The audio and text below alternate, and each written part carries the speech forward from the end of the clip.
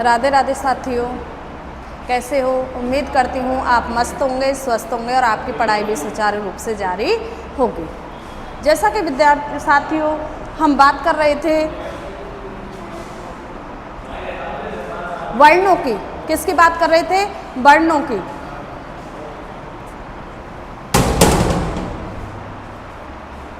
प्यारे साथियों हम बात कर रहे थे वर्ण टॉपिक की। वर्ण में हम पढ़ चुके हैं स्वर और आज पढ़ने वाले हम व्यंजन।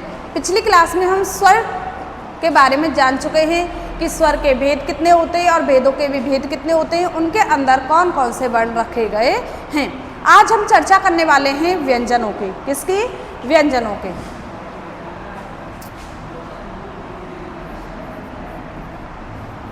यदि इस प्यारे साथियों में बात करूं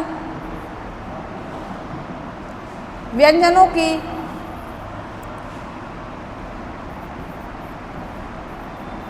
तो व्यंजन का सामान्य वर्गीकरण 3 भागों में किया गया है। यदि मैं व्यंजनों की बात करूं तो व्यंजनों का सामान्य वर्गीकरण 3 भागों में किया जा चुका है।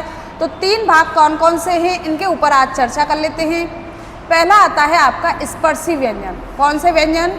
स्पर्शी व्यंजन। सेकंड की बात करूं तो सेकंड में आएंगे आपके अंतस्थ व्यंजन।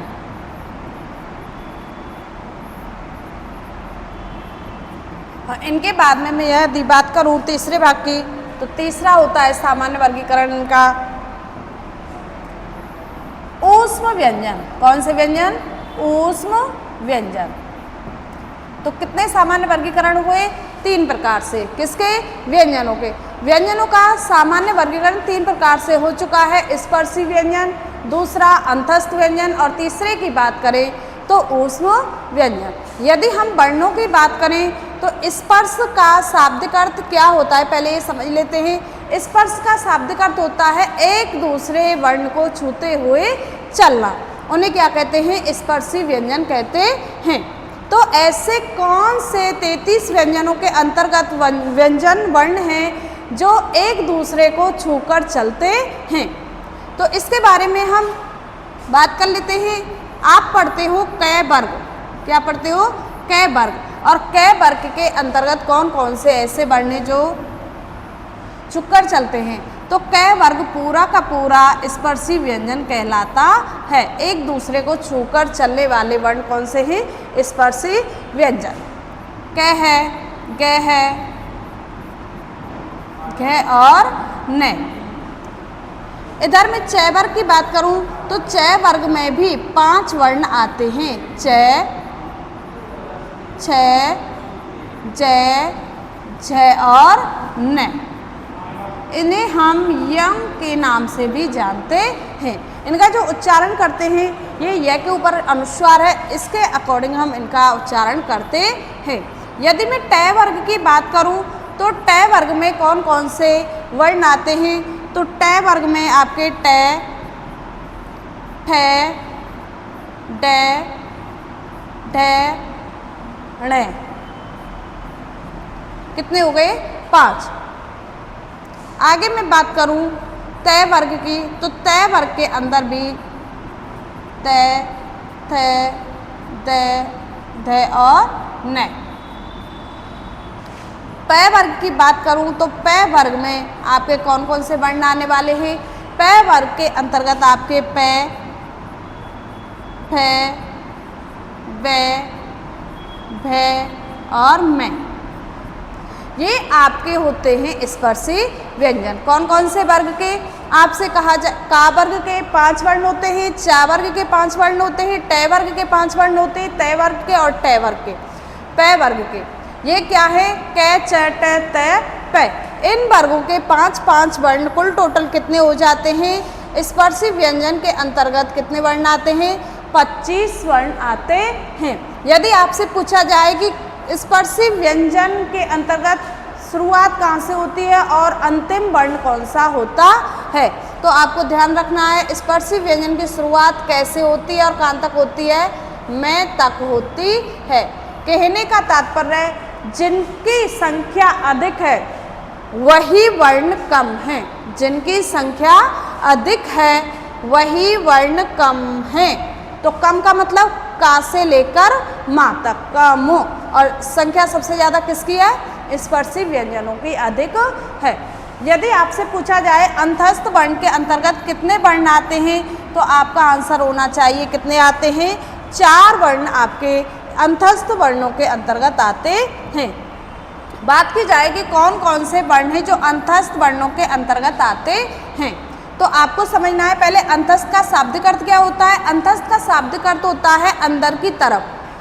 अंदर की तरफ हमारी प्राण वायु जो प्रश्वास वायु है वह 33 व्यंजनों के अंतर्गत कौन से व्यंजन रखे गए हैं जिससे हमारी सांस वायु अंदर की तरफ खिंचती है। तो ये भी समझना है हमें अंतस्थ का शाब्दिक अर्थ क्या होगा। सांस वायु का अपने अंदर की तरफ खिंचना या फिर अंदर की तरफ खिंचाव होना क्या कहलाता है? अंतस्थ कहलाता है। तो ऐसे कौन से वर्ण हैं जिनके उच्चारण में सांस वायु हमेशा अंदर की तरफ खिंचती है? तो यह, रे, इनका क्रम पूछ लिया जाता है, अधिकांश इनका क्रम आता है।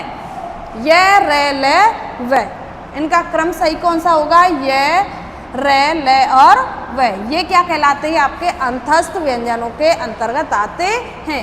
यदि आपसे संख्या के बारे में बात की जाए तो संख्या आपको बतानी है मेरे प्यारे साथियों 4। कितनी होती है? 4। स्पर्शी व्यंजनों की संख्या यदि आपसे पूछी जा रही है तो कितनी होती है?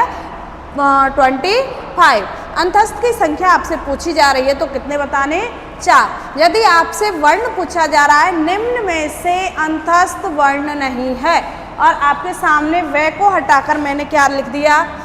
ऑप्शन ए ये, ऑप्शन बी रे, सी में मैंने लिख दिया ले, और डी में मैंने लिख दिया आपका है। अब आपको बताना है निम्न में से अंतस्थ व्यंजन नहीं है। निम्न में से अंतस्थ व्यंजन वर्ण नहीं है, तो कौन सा नहीं है? है नहीं है। क्यों? क्योंकि है का उच्चारण स्थान की दृष्टि से कहाँ रख दिया गया है? ऊष्म में रख दिया गया है। तो ये आपकी समझ में आना चाहिए। यदि मैं ऊष्म की बात करूं तो ऊष्म का शाब्दिक अर्थ होता है गर्म। क्या होता है? गर्म। जिन वर्णों के उच्चारण में घर्षण पैदा होता है उन्हें क्या कहते हैं? हम ऊष्म वर्ण कहते हैं। ऊष्म वर्ण के अंतर्गत कौन कौन से वर्ण आते हैं? आपको से दिखाई दे रहा है, तो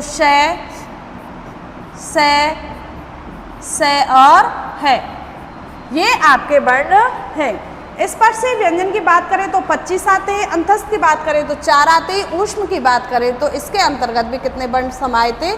4 वर्ण आते हैं। जिन व्यंजन वर्णों के उच्चारण में गर्म वायु मुख से बाहर निकले उन्हें क्या कहते हैं? ऊष्म वर्ण कहते हैं। या फिर दूसरा अर्थ भी पूछ सकता है, जिन वर्णों में घर्षण पैदा हो। अब हम कैसे बोलेंगे? से है। इनसे जो घर्षण पैदा हो रहा है, घर्षण पैदा होते ही सांस वायु कैसे निकल रही है? गर्म मुख के द्वारा निकलती है, उन्हें क्या कहते हैं? ऊष्म व्यंजन कहते हैं। तो मेरे प्यारे साथियों, ये तो हुआ आपका व्यंजन का सामान्य वर्गीकरण। आगे पढ़ते हैं।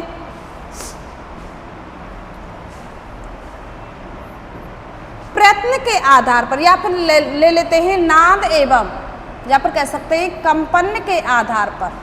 कंपन के आधार पर कितने वर्ग किए गए हैं? किसके? व्यंजनों के। ना, इसी को कहते हैं हम नाद के आधार पर व्यंजनों के कितने वर्गीकरण किए गए हैं। इसी के आधार पर कह सकते हैं हम अल्प प्राण वायु के आधार पर व्यंजन कितने होते हैं। तो आज हम इन सभी की चर्चा करने वाले हैं। यदि मैं बात करूं प्रयत्न के आधार पर, किसके आधार पर? प्रयत्न के आधार पर।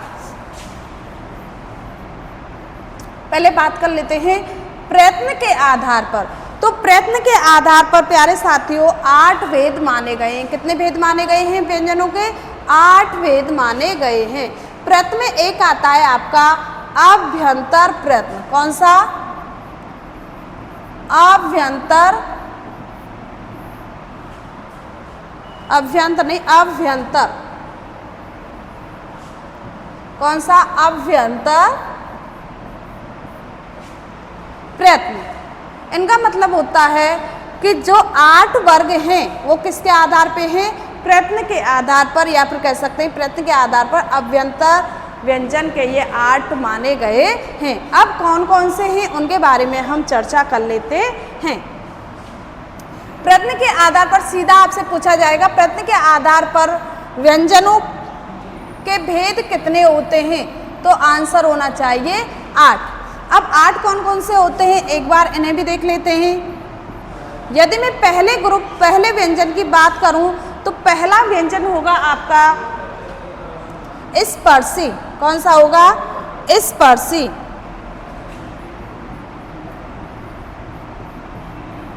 स्पर्शी व्यंजन, या फिर कह सकते हैं स्पर्शी प्रयत्न कर लेते हैं।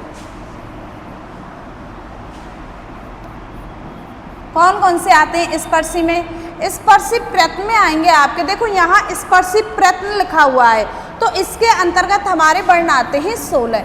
यदि आपसे पूछा जा रहा है स्पर्शी व्यंजन, यदि आपसे पूछा जा रहा है स्पर्शी व्यंजन, तब आपका आंसर होना चाहिए 25। यदि आपसे पूछा जा रहा है स्पर्शी प्रयत्न, तो आपका आंसर होना चाहिए 16। अब 16 कौन कौन से हैं इनके बारे में चर्चा कर लेते हैं। 16 हैं आपके। एक तो आपका क वर्ग। कौन सा? क वर्ग। और क वर्ग में हम पंचम वर्ण को हटा देंगे, लिखेंगे क, ख, ग और घ। च वर्ग इसके अंतर्गत नहीं रखा गया है, ये आप ध्यान से देख लेना। च वर्ग को यहाँ नहीं रखा गया है, क्योंकि प्रयत्न के आधार पर इन्हें स्पर्श संघर्षी वर्ग के अंतर्गत रखा जाता है। किसको? च वर्ग को। जबकि स्पर्शी प्रयत्न के अंदर आपका क वर्ग आएगा, लेकिन इनका पंचम वर्ण नहीं आएगा, ये पंचम वर्ण इसके अंतर्गत नहीं आएगा। जबकि कौन आएंगे? घ तक आएंगे। ये समझना है। च वर्ग क्या स्पर्शी व्यंजन के अंतर्गत आता है प्रयत्न के अंतर्गत? तो नहीं। स्पर्शी व्यंजन के अंतर्गत तो आता है, लेकिन स्पर्शी प्रयत्न के अंतर्गत कौन सा वर्ग नहीं आता है? च वर्ग नहीं आता है। यदि मैं बात करूं आगे, तो ट वर्ग है। क्या ट वर्ग आएगा? जी हाँ, ट वर्ग आता है। ट, ठ, ड और ड। क्या मैं इसका अभी पंचम वर्ण ले सकती हूँ? बिल्कुल नहीं, पंचम वर्ण नहीं आते हैं। यदि मैं बात करूं तय वर्ग की, तो तय वर्ग भी इसके अंतर्गत आता है। तय वर्ग में कितने वर्ण होंगे? पंचम वर्ण को हटा दो, तय, थ, द और ध। आपके चार इसमें है, 4 इसमें और 4 इसमें, और 4 ही किसके निकलेंगे? प वर्ग के। किसके? पा वर्ग के। अब पा वर्ग में कौन कौन से हैं? पा, फा, बा, भा। क्या माँ भी आएगा? नहीं, माँ नहीं आता है और ना ही ना आता है। क्यों? क्योंकि इन्हें किसमें रख दिया है? नासिक्य वर्णों के अंतर्गत, नासिक्य व्यंजनों के अंतर्गत रखा गया है। किनको? पंचम वर्णों को। इसलिए इनका स्थान स्पर्शी प्रयत्न के आधार पर नहीं दिया गया है। ये आपकी समझ में आनी चाहिए कि प्रयत्न के आधार पर कितने भेद माने गए? 8। और 8 में हमने पहला पढ़ा है भाग कौन सा? स्पर्शी प्रयत्न। जबकि आपसे पूछा जा रहा है स्पर्शी व्यंजन, तो आपका आंसर 25। जबकि आपसे पूछा जा रहा है स्पर्शी प्रयत्न, तो आपका आंसर होना चाहिए 16। और एग्जामिनर क्या करता है? एग्जामिनर करेगा च वर्ग को जबरदस्ती रखता है, क्योंकि बच्चे क्या करते हैं? स्पर्शी पर ध्यान देते हैं, प्रयत्न पर ध्यान ही नहीं देते हैं। तो आपको ध्यान देना है, प्रयत्न के अंतर्गत कौन सा वर्ग नहीं आता है? च वर्ग नहीं आता है, और ना ही पंचम वर्ण इसके अंतर्गत आते हैं। आगे बात करते हैं दूसरे भाग की। तो दूसरा भाग मैंने ले लिया आपका दूसरा ले लिया मैंने स्पर्शी संघर्षी। स्पर्शी संघर्षी, स्पर्शी मतलब स्पर्श करते हुए घर्षण पैदा करते हैं। वह कौन सा वर्ग है जो स्पर्श करते हुए घर्षण पैदा करता है, जिन्हें स्पर्शी संघर्षी व्यंजन या प्रयत्न कहा जाता है? कौन सा? स्पर्शी संघर्षी प्रयत्न कहा जाता है। तो इसके अंतर्गत आपकी जो च वाली लाइन मैंने उधर छोड़ी थी, तो उस लाइन को किसके अंतर्गत समाहित कर लिया गया है? इनके अंतर्गत समाहित कर लिया गया है। तो कौन कौन से वर्ण हैं? च, इसमें भी 4 आएंगे, छ, ज और झ। क्या न भी आता है? नहीं, क्योंकि वह नासिक्य वर्ण के अंतर्गत आता है। तीसरे की बात करते हैं, तीसरा भाग कौन सा है? तो तीसरा भाग होता है आपका सिर्फ संघर्षी। कौन सा? संघर्षी। और संघर्षी प्रयत्न में कौन कौन से आते हैं? देखो इधर मैंने स्पर्श लगा दिया और पीछे क्या है? संघर्षी। मैंने स्पर्श लगाया तो स्पर्श वाला वर्ण भाग कौन सा है? वर्ग का कौन सा भाग है जो स्पर्श करते हुए घर्षण पैदा करता है? समझ में आ रहा है कि स्पर्श सामने है तो आपको समझ में आना चाहिए 25 वर्ण होते। 25 में से वो कौन सा ग्रुप है, कौन सा वर्ग है जो स्पर्श करते हुए घर्षण भी पैदा करता है? तो वह आपका कौन सा वर्ग है? च वर्ग है। इधर मैंने लिखा है सिर्फ संघर्षी प्रयत्न। तो संघर्षी व्यंजन हम पढ़ चुके हैं और संघर्षी व्यंजन हम ऊष्म वर्ग को कहते हैं, जिसके अंतर्गत इसका भी क्रम पूछ लिया जाता है एग्जाम में। इस तालु सा के बाद में हमेशा मूर्धा सा आता है और मूर्धा सा के बाद में हमेशा दंत सा आता है। तालु सा के बाद में हमेशा मूर्धा सा आता है, मूर्धा सा के बाद में कौन सा आता है? दंत सा आता है। और इसके बाद में इनका ग्रुप है। तो ये किसके हैं? संघर्षी प्रयत्न। तीसरा हो गया। अब चौथे की बात करते हैं, तो चौथा होता है आपका अर्धस्वर। कौन सा? अर्धस्वर, जो आप इन्हें संघर्षहीन भी कहा जाता है। क्या कहा जाता है? संघर्षहीन भी कहा जाता है। जिनमें घर्षण पैदा नहीं होता है उन्हें क्या कहते हैं? संघर्षहीन व्यंजन कहते हैं। तो ऐसे कौन से वर्ण हैं जिनमें घर्षण पैदा नहीं होता है और वह संघर्षहीन होते हैं? तो इनके अंतर्गत आपके आने वाले हैं 2 वर्ण। कितने वर्ण? 2। कौन कौन से? या और वा। ये क्या कहलाते हैं? अर्ध स्वर कहलाते हैं। इन्हीं को हम संघर्षहीन सप्रवाह व्यंजन में कहते हैं। कौन कौन से? ये और व। ये आपको ध्यान में देने, मैंने 4 को आपको बताया है। अभी 4 कौन कौन से बता दिए। एक तो बताया है स्पर्शी प्रयत्न। स्पर्शी प्रयत्न में आएगा आपका च वाली लाइन को छोड़कर और पंचम वर्ण को छोड़कर बाकी के 16। स्पर्शी संघर्षी स्पर्श तो है लेकिन क्या कर रहे हैं? आपस में स्पर्श करते हुए चल रहे हैं, घर्षण पैदा हो रहा है। तो कौन सी लाइन है? च, छ, ज और झ। यदि मैं संघर्षी प्रयत्न की बात करूं तो संघर्षी प्रयत्न में आपके स वाली पूरी लाइन आएगी, ऊष्म वाली लाइन आती है। स है, पहले तालु सा, उसके बाद में मूर्धा सा, उसके बाद में कौन सा? दंत सा और उसके बाद में हा। अर्धस्वर की बात की जाए आपसे तो अर्धस्वर में 2 ही वर्ण आते हैं, ये और वह। ये आपको समझ में आना चाहिए। आगे चर्चा करते हैं 5वें नंबर की। तो 5वें नंबर जो मैंने पंचम वर्ण छोड़े थे इन्हें कहते हैं नासिक्य। क्या कहते हैं? नासिक्य वर्ण या फिर प्रयत्न व्यंजन। नासिक्य प्रयत्न या फिर नासिक्य व्यंजन कौन कौन से हैं? आपको पता ही चल रहा है। नासिक्य मतलब होता है नाक। वह स्पर्शी व्यंजनों में से कौन कौन से वर्ण हैं जो नाक की सहायता से बोले जाते हैं? तो आपको पता होना चाहिए कि इसके अंतर्गत कै में 5वां वर्ण कौन सा है? कै में 5वां कौन सा वर्ग है? कै वर्ग में 5वां वर्ण कौन सा है? तो कै वर्ग का 5वां वर्ण यह होता है। जबकि मैं च वर्ग की बात करूं तो च वर्ग में कौन सा होता है? ये वाला पंचम वर्ण होता है। ट वर्ग की बात करूं तो ट वर्ग का पंचम वर्ण यह होता है। त वर्ग की बात करूं तो त वर्ग में न होता है। जबकि प वर्ग की बात करूं तो प वर्ग में कौन सा होता है? में होता है। इसे कहते हैं अमंगनम। क्या कहते हैं? अमंगनम। तो ये नासिक्य कहलाते हैं, नासिक्य प्रयत्न या नासिक्य व्यंजन।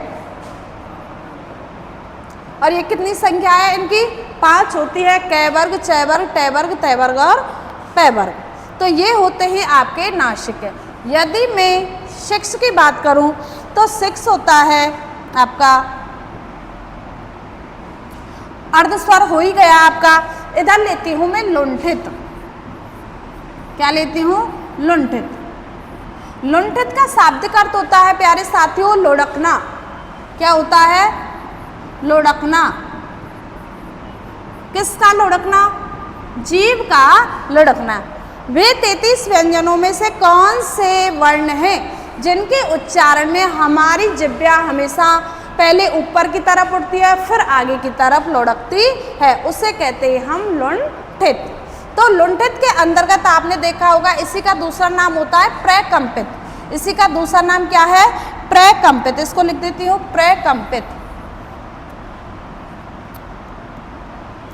इसी का दूसरा नाम क्या है? प्रकंपित। लुंठित का शाब्दिक अर्थ होता है जीभ का आगे की तरफ लुढ़कना, जबकि प्रकंपित का शाब्दिक अर्थ होता है कि वे वर्ण जिनके उच्चारण में हमारे जीभ में क्या होती है? कंपन पैदा होती है, उन्हें क्या कहते हैं? प्रकंपित वर्ण कहते हैं। यदि मैं लुंठित के शाब्दिक अर्थ की बात करूं तो क्या होता है लुंठित का? लुढ़कना। जबकि प्रकंपित की बात करूं तो कंपन होना। तो 33 व्यंजनों के अंतर्गत ऐसा कौन सा वर्ण है जिस वर्ण के उच्चारण में हमारी जीभ आगे की तरफ लुढ़कती है? तो इसके बारे में बता देते हैं। इसमें होता है आपका रे। क्या होता है? रे। यदि मैं रे का उच्चारण करती हूँ तो एक बार मेरी जीभ ऊपर की तरफ जाएगी और फिर आगे की तरफ लुढ़कती है। या फिर रे में क्या होता है? प्रकंपित होता है, कंपन पैदा होती है। इसे कहते हैं हम लुंठित या प्रकंपित वर्ण। कौन सा है? रे। कई बार एग्जाम में पूछ लिया गया है निम्न में से लुंठित वर्ण है, निम्न में से प्रकंपित वर्ण है, तो आपका आंसर होना चाहिए रे। यदि मैं बात करूं 7वें नंबर की तो 7वें नंबर पे मैंने बात की है पार्श्विक। किसकी? पार्श्विक। किसकी बात की है? पार्श्विक। और पार्श्विक का अर्थ जानते हो क्या होता है? तो इसके बारे में भी जान लेते हैं। पार्श्विक 7वें नंबर पे मैंने कौन सा लिया? पार्श्विक। पार्श्विक व्यंजन या पार्श्विक प्रयत्न। तो पार्श्विक व्यंजन की बात की जाए तो पार्श्विक व्यंजन के अंतर्गत कौन से वर्ण रखे गए हैं? पार्श्व का शाब्दिक अर्थ होता है बगल। पार्श्व का शाब्दिक अर्थ क्या होता है? बगल। पार्श्व का शाब्दिक अर्थ क्या होता है? बगल। पार्श्विक। और पार्श्व का शाब्दिक अर्थ क्या होता है? पार्श्व का होता है बगल। पार्श्व का शाब्दिक अर्थ होता है बगल। किसकी बगल? जिह्वा की बगल। 33 वर्णों में से 33 व्यंजनों में से वह कौन सा व्यंजन वर्ण है जिसके उच्चारण में जीभ के दोनों साइडों से हवा निकलती है? कौन सा है? तो इसके बारे में चर्चा कर लेते हैं। वह वर्ण आपका ले होता है। कौन सा होता है? ला होता है। ले का उच्चारण जब हम करते हैं तो ला का सीधा सीधा उच्चारण होता है और हवा जीभ के दोनों किनारों से या दोनों साइडों से हवा क्या निकलती है? सामने की तरफ निकलती है। तो 5वें नंबर की बात किया मैंने नासिक है। नासिक का शाब्दिक अर्थ होता है जितने भी पंचम वर्ण है, कै वर्ग, चै वर्ग, टै वर्ग, तै वर्ग और पै वर्ग, ये सभी पंचम वर्ण आपके नासिक में आते हैं। जबकि मैं लुंठित। तो प्यारे साथियों मैंने 5वें नंबर की बात की है। 5वां नंबर पहले तो प्रश्न के आधार पर कितने होते हैं? प्रश्न के आधार पर यदि आपसे सीधा सीधा क्वेश्चन पूछा जा रहा है, प्रश्न किया जा रहा है तो आपको भेद बताने 8 भेद, जिसमें 5वें नंबर का भेद 5वें नंबर के भेद की बात कर रहे हैं तो कौन सा है? नासिक्य प्रत्यय। तो नासिक्य प्रत्यय में क्या होता है? क, च, ट, त, प वर्ग के पंचम वर्ण किसके अंतर्गत आते हैं? नासिक्य वर्ण के अंतर्गत या फिर नासिक्य व्यंजन के अंतर्गत रखे जाते हैं। 6वें की बात करती हूँ तो 6वें नंबर पर मैंने लिखा है लुंठित या प्रकंपित। तो लुंठित का शाब्दिक अर्थ होता है लुढ़कना। 33 व्यंजनों के अंतर्गत वह कौन सा वर्ण है जिसमें जीभ पहले ऊपर की तरफ जाती है और बाद में कहाँ आगे की तरफ लुढ़कती है, तो वह वर्ण होता है रे। और रे के उच्चारण में आप करके देखो, इसमें कंपन भी पैदा होती है। यदि मैं पार्श्विक व्यंजन की बात करूं तो पार्श्व का शाब्दिक अर्थ होता है बगल।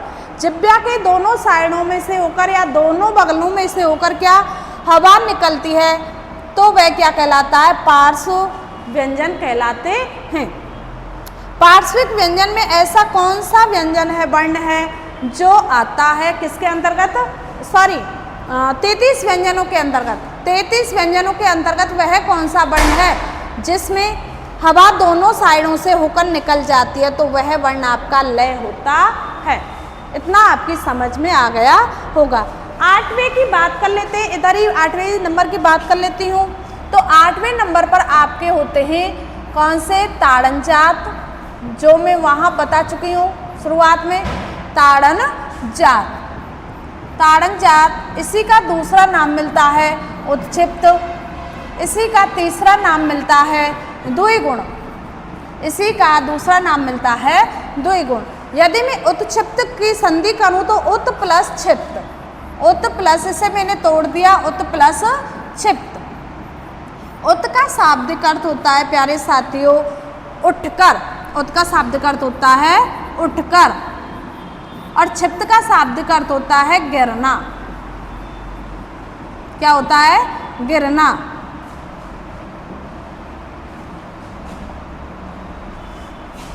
क्षिप्त का शाब्दिक अर्थ क्या होगा, गिरना।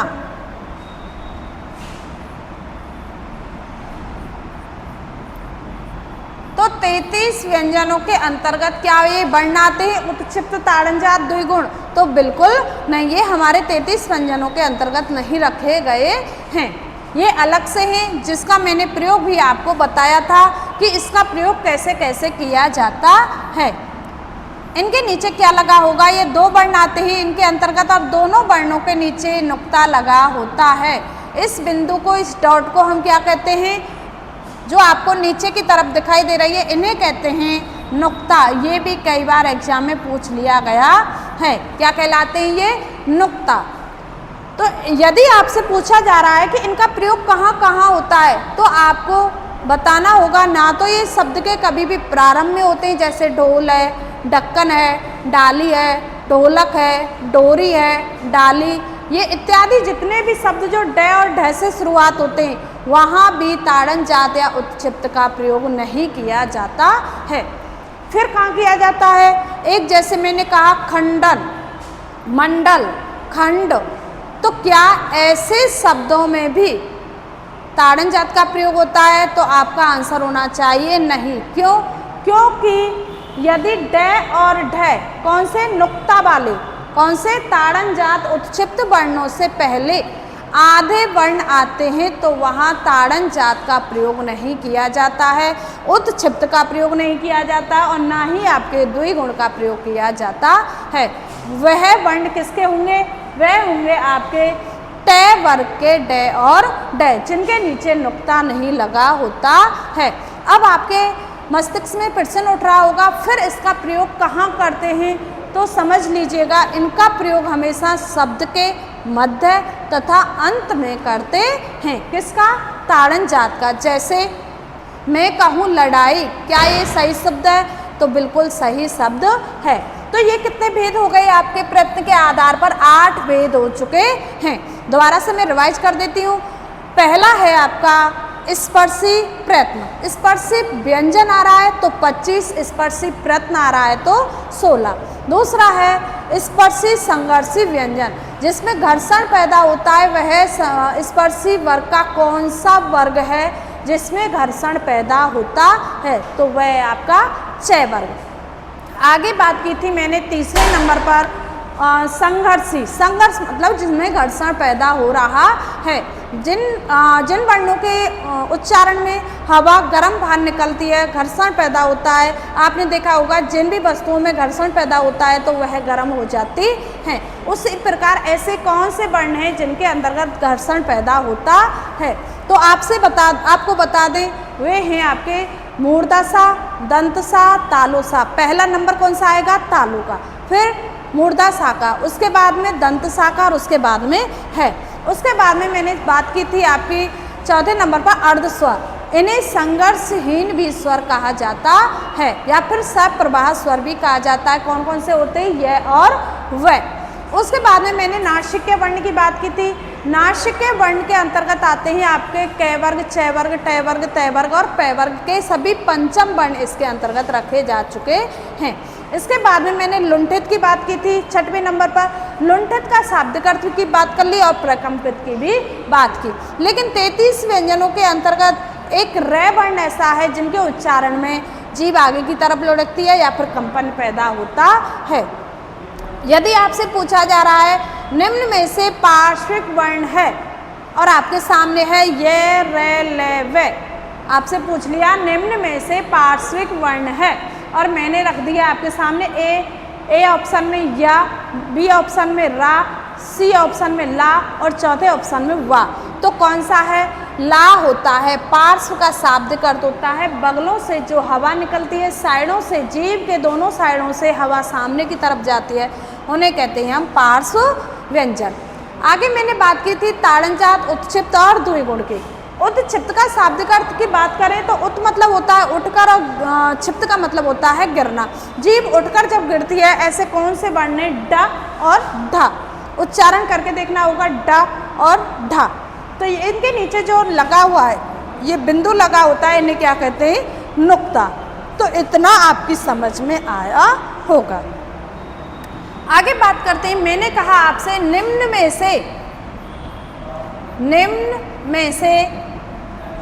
में से ताड़न जात का प्रयोग हुआ है। ताड़न जात का या फिर कह सकते हैं, इधर मैं उत्क्षिप्त लिख देती हूँ, सबसे ज़्यादा उत्क्षिप्त ही आता है। उत्क्षिप्त का प्रयोग हुआ है। निम्न में से उत्क्षिप्त का प्रयोग हुआ है। अब आपको बताना होगा कि वो कौन से शब्द हैं जिनमें उत्क्षिप्त का प्रयोग हुआ है। ए ऑप्शन निम्न में से हुआ है और ये आपको करना है। ए में ए है आपका, जैसे मैंने लिख दिया खंड, मंडल, खंड, मंडल और आपका डंडा। बी ऑप्शन में लिख दिया मैंने, इसमें एक और लिख दो मंडली, कैसे भी कोई दिक्कत नहीं है, ये लिख दो।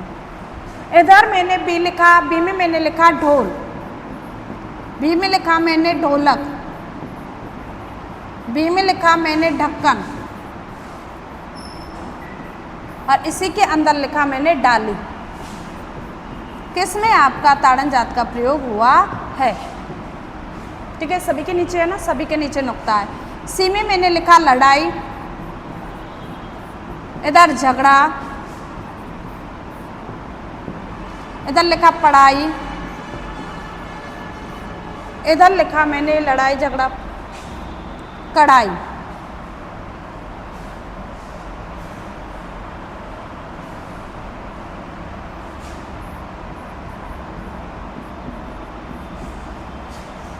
डी ऑप्शन में आपको सभी एक जैसे दिखाई देंगे।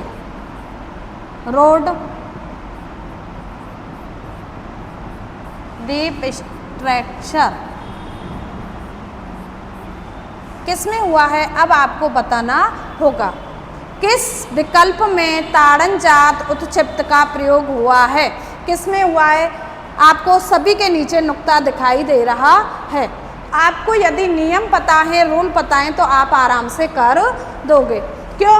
क्योंकि मैंने आपको बताया था जो आपको ड और ढ के जस्ट सामने आधा वर्ण दिखे तो वहाँ कभी भी ताड़न जात का प्रयोग नहीं होता है। दूसरे नियम में मैंने बताया था कि शब्द के कभी भी आरंभ में ताड़न जात का प्रयोग नहीं होता है। दूसरा, अंग्रेजी के शब्दों में कभी भी ताड़न जात का प्रयोग नहीं होता है। तो आपका ऑप्शन कौन सा बच्चा? सी।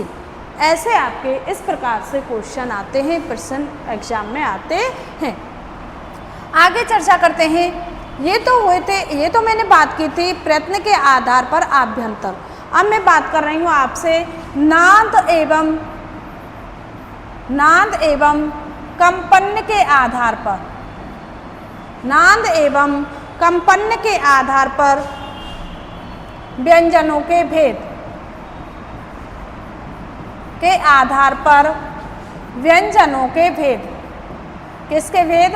व्यंजनों के भेद कितने होते हैं? तो ये भी आप समझ लीजिएगा।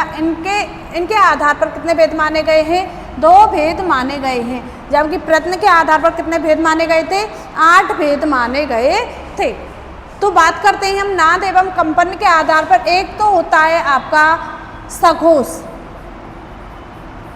इसी को हम घोष भी कहते हैं।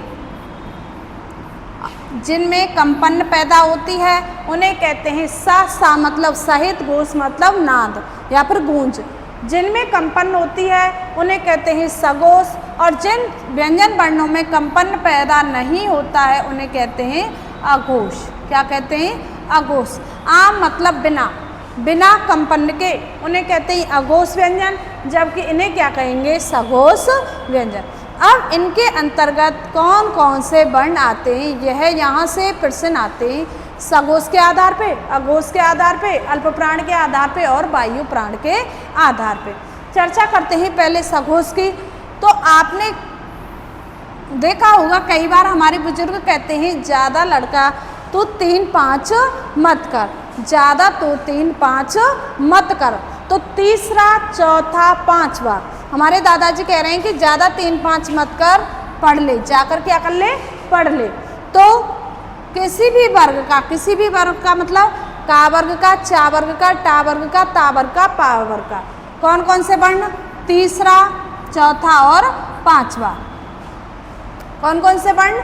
तीसरा, चौथा, पांचवा किसके अंतर्गत आते हैं? सघोष व्यंजनों के अंतर्गत आते हैं। जैसे मैंने क वर्ग लिखा, क है, ख है, ग, घ, ण। आगे मैं च की बात करूं तो च, छ, ज,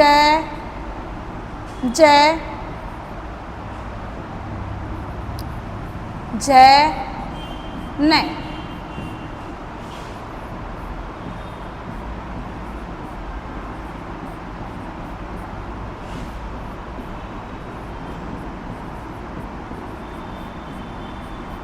और पै वर्ग में कौन से आएंगे? यही पै वर्ग में आएंगे, पै, फै, बै, भै और मैं।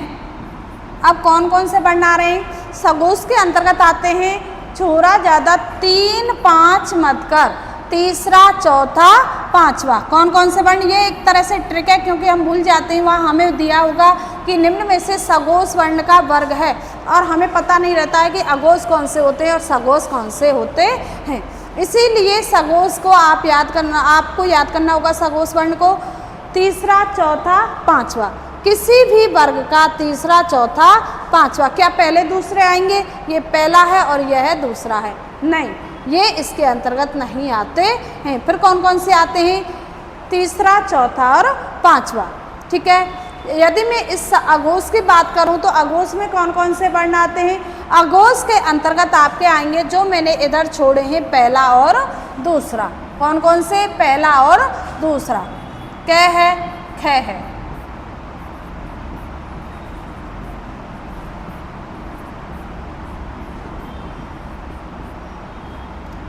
पै और फै।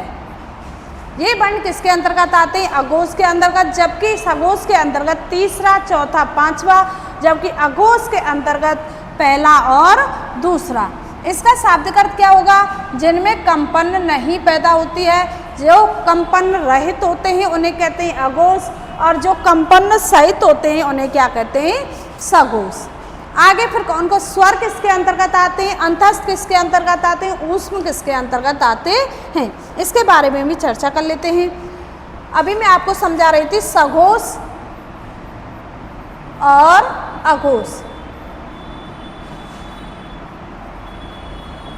इसके अंतर्गत आपके आते हैं पहला और दूसरा वर्ण, जबकि इसके अंतर्गत आपके आते हैं तीसरा, चौथा और पांचवा। यदि मैं अंतस्थ की बात करूं तो अंतस्थ में कौन कौन से वर्ण आते हैं, ये कई बार आपका रिपीट हो चुका है, याद भी वो आपका हो जाना चाहिए।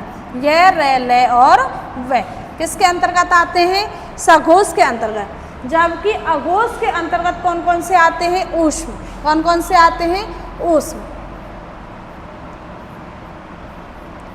ऊष्म आता है और ऊष्म में तालुसा, मूर्धासा, दंतसा, लेकिन इसके साथ में है भी आता था। क्या आता था, है। अब यहाँ आपको ध्यान में देना है, ये है, अब इनका साथ छोड़कर कहाँ आ जाएगा, इधर सघोष में आ जाएगा। यदि आपसे पूछा जा रहा है कि अघोष वर्ण, निम्न में से अघोष वर्ण है और आपको ग्रुप में रख दिया है, तो यही आपको ध्यान में रखना है कहाँ चला जाता है, सघोष वर्ण में चला जाता है। तो यह, रे, ले, वे है, इसका स्थान कहाँ रख दिया है मैंने, सघोष के अंतर्गत डाल दिया है। जबकि ये यहाँ नहीं आता है, ये से तीनों से किसके अंतर्गत आते हैं, अघोष के। जबकि है किसके अंतर्गत आ जाता है, तीनों से अघोष के अंदर आते हैं और है किसके अंतर्गत आ जाता है, सघोष के अंतर्गत आ जाता है। यदि मैं स्वरों की बात करूं, स्वर कितने होते हैं, 11। तो सभी स्वर किसके अंतर्गत आते हैं, सघोष के अंतर्गत आते हैं। इधर खत्म हो गया कहाँ तक, ऊष्म तक। ऊष्म के तीनों शाख अघोष में आएंगे, जबकि पहला और दूसरा वर्ण भी किसके अंतर्गत आता है, अघोष के अंतर्गत आता है। जबकि मैं सघोष की बात करूं तो सभी स्वर 11 के 11 स्वर किसके अंतर्गत आते हैं, सघोष के। जबकि है उनका साथी है किसके अंतर्गत आ गया, सघोष के। यह, रे, ले, वे अंतस्थ वर्ण किस में आते हैं, सघोष में। और तीसरा, चौथा, पांचवा वर्ण भी किसके अंतर्गत आता है, सघोष के अंतर्गत ही आता है। यदि मैं आपसे बात करूं प्राण वायु के आधार पर, किसके आधार पे, प्राण वायु के आधार पर। ये तो थे आपके नाद एवं गूंज कंपन के आधार पर दो भेद, सघोष और अघोष। अब मैं बात करती हूँ प्राण वायु के आधार पर। प्राण वायु के आधार पर, प्राण वायु के आधार पर भी कितने भेद हुए, प्राण वायु के आधार पर आपके दो भेद माने गए हैं। एक होता है आपका अल्प प्राण और दूसरा होता है बेटा आपका महाप्राण। साथियों, पहला होता है आपका अल्प प्राण और दूसरा होता है आपका महाप्राण। अल्प प्राण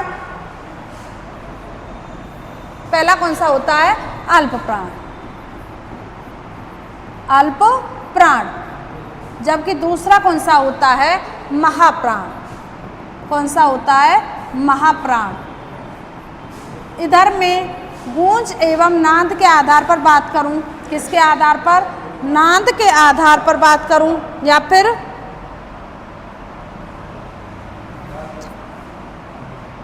इधर मैंने अभी बताया था आपको नाद के आधार पर कितने भेद किए थे, दो। कौन कौन से, सघोष और अघोष। सघोष और अघोष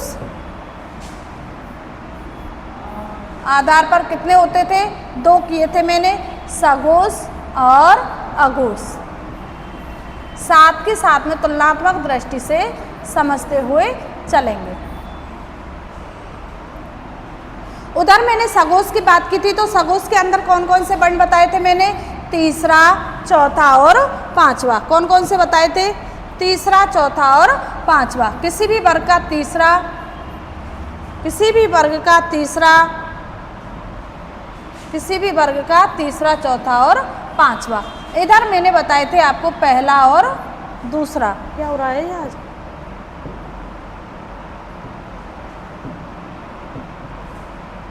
पहला और दूसरा। तीसरा, चौथा वर्ण इधर किसी भी वर्ग का पहला, दूसरा वर्ण किसके अंदर आते हैं, अघोष। अब बात करते हैं अंतस्थ वर्ण किसके अंतर्गत आते हैं, तो अंतस्थ वर्ण आपके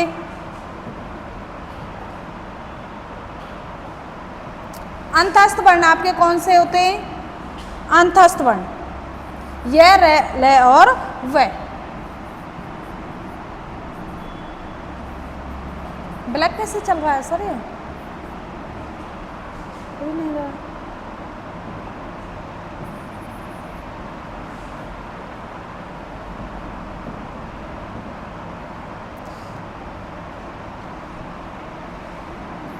अंतस्थ वर्ण, और अंतस्थ वर्ण के अंतर्गत कौन कौन से वर्ण हैं?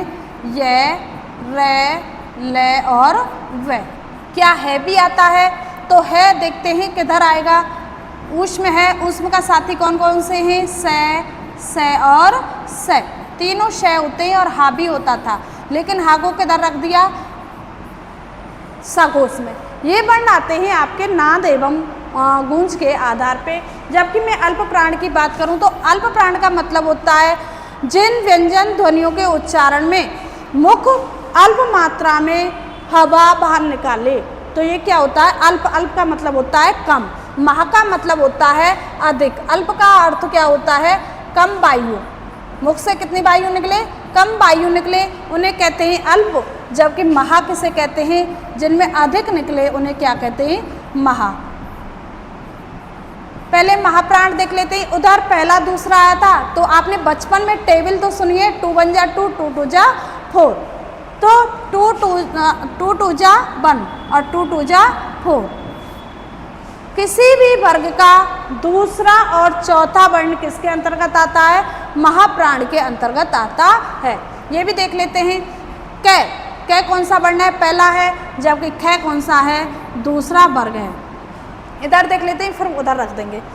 अल्प प्राण की बात करें तो दूसरा चौथा इधर चला गया और पहला तीसरा पांचवा इधर आ जाएगा। किसमें?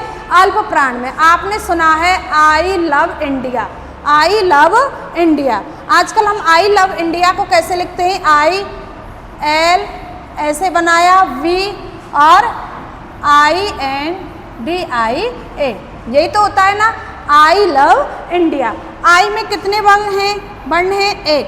लव में कितने हैं? 3। और इधर इंडिया में कितने हैं? 5। तो पहला तीसरा पांचवा, पहला तीसरा पांचवा, पहला तीसरा पांचवा किसके अंतर्गत आते हैं? अल्प प्राण के अंतर्गत आते हैं। जबकि दूसरा और चौथा किसके अंतर्गत आते हैं? महाप्राण के अंतर्गत आते हैं। आपको यही ध्यान रखना है। यदि आपसे अल्प प्राण पूछा जा रहा है तो आपको एक बार आई लव इंडिया, आप सभी इंडिया से प्यार करते हो ना, तो इसीलिए आई लव इंडिया। तो देखते हैं कौन कौन से हैं। पहले मैं सभी को लिख रही हूँ, फिर मैं अलग अलग करने वाली हूँ। जैसे मैंने कै की लाइन लिखी, कै खे गे घे ण, ठीक है। फिर मैंने लिखा चे छ जय झ न। फिर मैंने लिखा टे ठे डे ड और न। फिर मैंने लिखा ते थे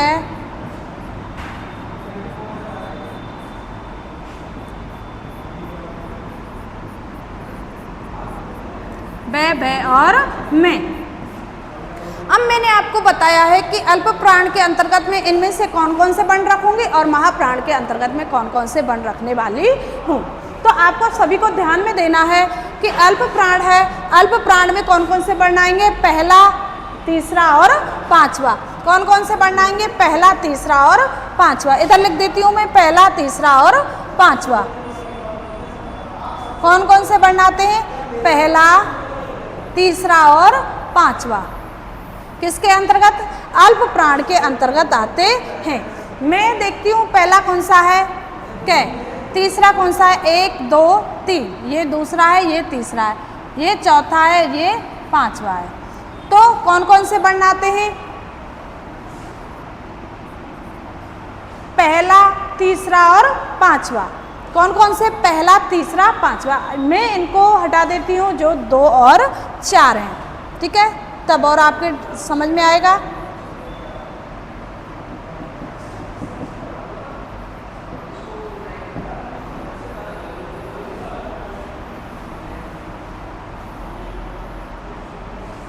क्या आएंगे? पहला तीसरा पांचवा। कौन कौन से? कै वर्ग, पहला च, पहला टे ते पे, ये पहले होते हैं। तीसरे कौन से होते हैं? गे जे डे डे दे और वे। जबकि 5वें पंचम वर्ण होते ही हैं। इधर मैं बात करूं तो फिर पहला, दूसरा और चौथा कौन कौन सा था? कै के बाद में क्या आएगा? ख, और ग के बाद में क्या आएगा? घ। तो ये हुआ आपका चौथा। ठीक है, इसके बाद में मैंने बात की थी,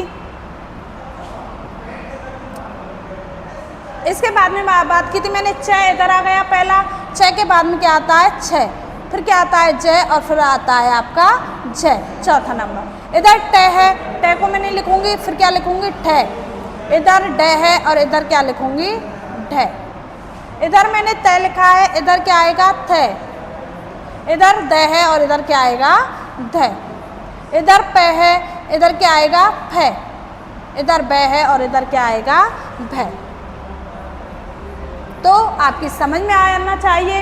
अल्प प्राण हमेशा 1 3 5 आई लव इंडिया, जबकि महाप्राण 2 2 जा 4। ऐसे आपको ये याद करने होंगे। यदि आपसे दोनों में से भी पूछ सकता है कि अल्प प्राण एवं महाप्राण में क्या सभी स्वर आते हैं? जी हाँ, सभी स्वर आते हैं। क्या अल्प प्राण और महाप्राण में अंतस्थ वर्ण आते हैं? जी हाँ, बिल्कुल आते हैं। किस किस में? अल्प प्राण और सघोष में। मैं किसको ले रही हूँ? अल्प प्राण और सघोष की बात कर रही हूँ। सभी स्वर दोनों के अंतर्गत आते हैं, अंतस्थ वर्ण भी सभी इनके अंदर आते हैं। किस किस के? सघोष और अल्प प्राण के अंतर्गत आते हैं। अब यहाँ है तो इधर डाल दिया है, जबकि यहाँ है इसी के अंतर्गत रहने वाला है। महाप्राण के अंतर्गत ऊष्म आते हैं, जबकि अंतस्थ किसके अंतर्गत आते हैं? देखो इधर सबसे ज़्यादा संख्या है, 3 4 5, 3 वर्ण आ रहे हैं, तो इसी में सभी स्वर आएंगे और इसी में अंतस्थ आएंगे। जबकि 1 और 2 ये इसके अंदर सिर्फ ऊष्म ही आने वाले हैं। और हा का स्थान कहाँ दे दिया मैंने? हा का स्थान दे दिया आपका सघोष में। इधर बात करती हूँ तो अल्प प्राण के अंतर्गत इधर ज़्यादा है, 1 2 3, इधर भी कितने? 1 2 3 वर्ण आ रहे हैं, तो इधर भी मैंने क्या लिख दिए? अंतस्थ वर्ण लिख दिए। और सभी स्वर भी किसके अंतर्गत लिख दिए? इसी के अंतर्गत लिख दिए। यहाँ आते हैं सभी स्वर, ये भी लिख देती हूँ मैं। सभी स्वर भी किसके अंतर्गत आते हैं? सघोष के अंतर्गत आते हैं। सभी स्वर कितने? 11। ठीक है, तो आगे चलते हैं। अब बात करते हैं अल्प प्राण में क्या अंतस्थ आते हैं या फिर ऊष्म आते हैं? अल्प प्राण है, अल्प प्राण में अंतस्थ आते हैं या फिर ऊष्म आते हैं? अल्प प्राण, और ये कौन सा है? महाप्राण। ये कौन सा है? महाप्राण।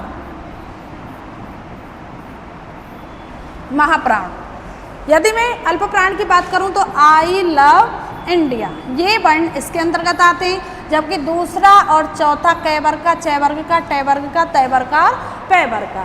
आगे बात करूं अंतस्थ की, अंतस्थ वर्ण इसके अंतर्गत आते हैं। अंतस्थ में कौन कौन से हैं? य, र, ल और व। जबकि सभी स्वर भी इसी के अंतर्गत आते हैं। सभी स्वर कितने? 11। जबकि महाप्राण के अंतर्गत सिर्फ और सिर्फ ऊष्म आते हैं। ऊष्म में स और स, जबकि है भी इसके अंतर्गत आता है। अघोष में से निकाल के मैंने सघोष में डाला था, जबकि महाप्राण में साथ में आता है। ये तो हुए आपके प्राणवायु एवं नाद के आधार पर। आगे चर्चा करते हैं व्यंजनों के उच्चारण स्थान पर। आज हमारा खत्म होने वाला है वन टॉपिक, तो कौन सा है? उच्चारण स्थान के आधार पर वर्ण। उच्चारण स्थान के आधार पर, उच्चारण स्थान के आधार पर, उच्चारण स्थान के आधार पर, उच्चारण स्थान के आधार पर बात करते हैं तो उच्चारण स्थान के आधार पर मूल रूप से 5 भेद माने गए हैं। ये आपको जानकारी होनी चाहिए। कितने भेद माने गए हैं? 5। यदि क्वेश्चन आ रहा है उच्चारण स्थान के आधार पर व्यंजनों के भेद हैं तो कितने होते हैं? 5 होते हैं। आपको ज़्यादा नहीं बताने कितने होते हैं? 5 होते हैं। कंठ है, तालु है, मूर्धा जीभ से ऊपर है, फिर दंत है और फिर उसके बाद में ओष्ठ है। ये पांचों का वर्गीकरण किया गया है। मान लो इस प्रकार मैंने ये बनाई, तो ये हो गया आपका कंठ, उसके बाद में हो गई आपके तालु, उसके बाद में है आपका मूर्धा, उसके बाद में है आपका दंतो, ठीक है, और उसके बाद में हो गया आपका ओष्ठ। ये कितने वेद होते हैं? ये होते हैं आपके 5 वेद माने गए हैं। हमारे मुख के आधार पे ही ये 5 वेद कर दिए गए हैं, कंठ से लेकर और होठ तक ये 5 वेद माने गए हैं। आज के लिए इतना ही। उच्चारण के आधार पर व्यंजनों का वर्गीकरण हम कल पढ़ेंगे। आज के लिए नमस्कार।